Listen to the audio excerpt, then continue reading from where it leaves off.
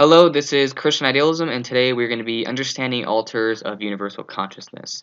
This is, of course, brought to you by Cal Allender. So first, we need to define what an altar actually is. So, an altar is a dissociated aspect of universal consciousness, or a dissociation from God's energies. An altar is any being that is not God, basically. So this would be all humans, any animal, angels, demons.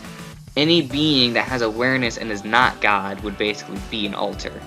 And so all altars have certain boundaries, and there are mental contents that are outside an altar, such as physical objects, that can interfere with altars and disrupt their inner life. This is why brain damage will damage the mind of altars. And so now, this is the actual model that I use, and so this is it. So since there is a distinction between consciousness proper and self-reflexive consciousness, there again is a model of how this is done, and this is what the model is. So the ego is the self-reflexive consciousness, or the awareness, and the subconsciousness is the consciousness that is outside our awareness. And so under this model, the subconsciousness is within the ego, but it is disassociated from the ego. In fact, the foundational hypothesis of death psychology entails a form of natural disassociation.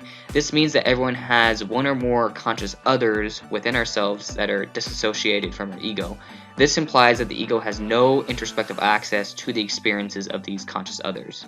And so these conscious others can manifest themselves in their dreams, and as they do live in our subconscious, we can access our subconscious through our dreams.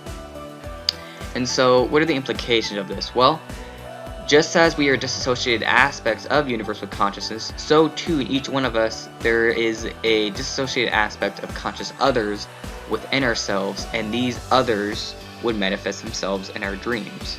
And so now it is true that since we are finite beings, we wouldn't have the same level of awareness as God, which is why the Christian model of God is different than the altar model, even though they both do imply some sort of disassociation going on. And so they do both imply that just as the conscious others within ourselves exist in our dreams, so too God's altars that He created would also exist in the form of His dreams. You could say that dreams are actually the extrinsic appearance of consciousness, and it's what gives us the appearance of the world. So just as when we dream, the world is the extrinsic appearance of our subconscious inner life, so too is the universe we live in is the extrinsic appearance of God's inner life. However, since God is still fully aware of everything, then He could have a relationship with us through His energies.